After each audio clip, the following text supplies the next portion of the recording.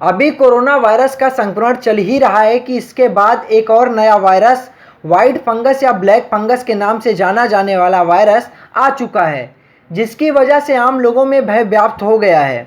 इस फंगस के बारे में जानकारी करने के लिए हमारे संवाददाता अशोक श्रीवास्तव ने अमेठी के आयुष्मान हॉस्पिटल एवं रिसर्च सेंटर तहसील गेट पूर्वा मुंशीगंज के सीनियर डॉक्टर सत्येंद्र मिश्रा से बात की। आइए जानते हैं कि डॉक्टर सत्येंद्र मिश्रा जी ने ब्लैक फंगस पर अपनी क्या राय व्यक्त करते हुए देश की जनता को बचाव के लिए अपना सुझाव दिया। Black fungus, a new developing epidemic. कोई भी ओपिनियन बनाने के पहले आपको मैं एक बात ज़रूर बताना चाहूँगा कि प्लीज़ डोंट बी पैनिक। बिल्कुल भी पैनिक होने की ज़रूरत नहीं है। ये कोई नया पैथोजन नहीं है। ये ऑलरेडी हमारे एनवायरनमेंट में बहुत पहले से एग्जिस्टिंग फंगस है। No doubt it's a rare and dangerous fungus. लेकिन ऐसा नहीं है कि ये कोविड की वजह से कहीं से और डेवलप होकर के या कोई नया पैथोजन क्रिएट हुआ है। बिल्कुल नहीं। मैं आपको कुछ शॉर्ट टिप्स बताना चाहूँगा कि कैसे हम इस ब्लैक फंगस या म्यूकोरमाइकोसिस को एपिडेमिक बनने से रोक सकते हैं। Very short and common tips which we can very easily apply. जी हाँ, इससे पहले कि मैं आपको अपनी बात बताऊं, one thing I should make you very very clear कि ये फंगस किसी भी तरीके से communicable disease from one person to another नहीं है। यानी किसी भी तरीके से ये फंगस एक इन्फेक्टेड व्यक्ति के द्वारा दूसरे सामान्य व्यक्ति को डायरेक्ट कांटेक्ट से ट्रांसफ़र नहीं होता है। It should be very clear. फिर एक्चुअली होता क्या है कि इस फंगस के जो स्पोर्स होते हैं वो एटमॉस्फेयर में सस्पेंडेड होते हैं। वहाँ से जैसे ये कोई लो इम्यून बॉडी का टारगेट मिलता है, ये उसको अपना होस्ट बना लेते हैं। लो इम्यून होने के पीछे जो वर्तमान में सबसे बड़ा कॉज है, that is undoubtedly the Covid factor. या due to treated cases of COVID due to heavy use of steroids, number 1, पहले से कोई कोमॉर्बिड स्टेट रही हो, जैसे patient is under the controlled और uncontrolled diabetic level, sugar level उसका बढ़ा हुआ है, ब्लड प्रेशर का पेशेंट है, लंबी कीमोथेरेपी चल रही है, रेडियो से एक्सपोजर हो रहा है, लॉन्ग हॉस्पिटल स्टे है, पहले से ही उसमें कोई ऑटो इम्यून डिसऑर्डर है जिसकी वजह से उसकी इम्यूनिटी सप्रेस है, हॉस्पिटल में लंबा स्टे किया हुआ है। ये सारे फैक्टर्स है। होता क्या है कि उस फंगस को उस पर्टिकुलर इंडिविजुअल के अंदर एक अच्छा खासा होस्ट मिल जाता है, जिसकी वजह से वो एक कॉलोनी डेवलप करने लगते हैं और फिर अपनी ग्रेजुअल ग्रोथ को इंक्रीज या एक्सेलरेट करने लगते हैं।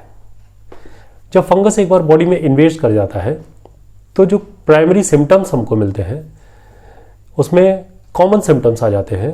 चेहरे के किसी एक हिस्से में, खास हिस्से में झंझनाहट का होना या कंपन का होना, सुन्न का पड़ जाना, आँखों के नीचे लाल होना, आँखों से देखने में तकलीफ होना, थोड़ा बहुत विजन का कम होना, जबड़ों को खोलने में दर्द होना, कुछ चबाने या घुटने में तकलीफ होना, कभी कभी वोमिट के साथ ब्लड टिंच का आना, और सबसे कम्युनिकेबल सबसे कॉमन फीचर दैट इज नाक से काले और भूरे रंग के लिक्विड या द्रव का डिस्चार्ज होना। इन सारे कॉमन फैक्टर्स को देख करके आसानी से हम एक असेसमेंट कर सकते हैं, और इन फैक्टर्स के साथ साथ अगर पहले से किसी भी वजह से इम्यूनिटी कॉम्प्रोमाइज्ड है तो फंगल इन्फेक्शन का जो रिस्क है वो कई फोल्ड्स और एक्सेलरेट कर जाता है। तो रिस्क के साथ अगर ये क्लिनिकल सिम्टम्स आपको मिलते हैं तो clinical assessment we can easily do कि that is the target of black fungus. एक बार सस्पेक्ट होने पर we should immediately as soon as possible consult to our clinician, physician and ENT department. Final diagnosis is the biopsy treatment, वो बात की चीज़ें हैं, लेकिन इनिशियल स्टेज पर ही हमें इमीडिएटली अपने ENT सर्जन और फिजिशियन से कंसल्ट करना चाहिए। अब वो क्या कॉमन टिप्स हो सकते हैं जिनको आसानी से यूज़ में ला करके हम अपनी लाइफस्टाइल में चेंज करके इस एपिडेमिक को बढ़ने से रोक सकते हैं। वेरी स्मॉल कॉमन चेंजेस, जैसे घर के जिन हिस्सों पर यूजुअली नमी या मॉइस्चर रहता है उनको रेगुलरली साफ़ करते रहना। जैसे गमलों में मिट्टी जहाँ पर सड़ गई हो, पत्तियाँ जहाँ ख़राब हो रही हों, उसको रेगुलरली साफ़ करना। ख़राब सब्जियाँ या फल ज़्यादा लंबे समय तक स्टोर करके ना रखना, उनको डिस्पोज करना। फ्रिज का जो हिस्सा रबर वाला हिस्सा होता है या फ्रीज़र ट्रे, उनको रेगुलरली वॉश करते रहना।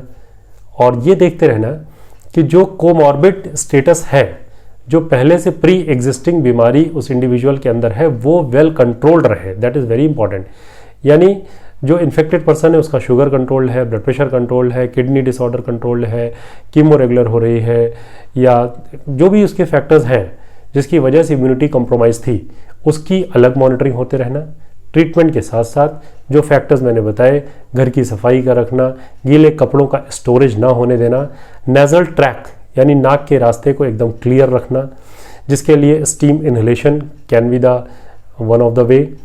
घर की रेगुलर सफाई, हाइजीन का ध्यान रखना, पर्सनल हाइजीन के साथ साथ फ्रिज के रबर वाले हिस्से को और ट्रे को रेगुलरली वॉश करना, और गीले या लंबे समय से रखे फल और सब्जियों का इस्तेमाल ना करना या बहुत कम करना। एंड वेरी इंपॉर्टेंट, गीले मास्क ना पहनना। जी हाँ, mask should be always used under the hygienic and aseptic condition. तो इन छोटी छोटी चीज़ों को ध्यान रख करके हम इस बीमारी को एपिडेमिक होने से बहुत आसानी से बचा सकते हैं। अब इसके साथ में एक और सबसे महत्वपूर्ण चीज़ है इम्यून बूस्ट रखना, जिसके लिए सबसे बड़ा टॉनिक है स्ट्रेस फ्री लाइफ को अवॉइड करना। Just avoid the stress any how. Panic ना होइए किसी बीमारी के नाम पर। किसी भी बीमारी के नाम पर पैनिक होना उसको इनवाइट करने के जैसा होता है। सो lead the stress free life, hygienic life, careful life, and avoid the black fungus to convert into epidemic. जी हाँ, stay fit, stay healthy. Thank you.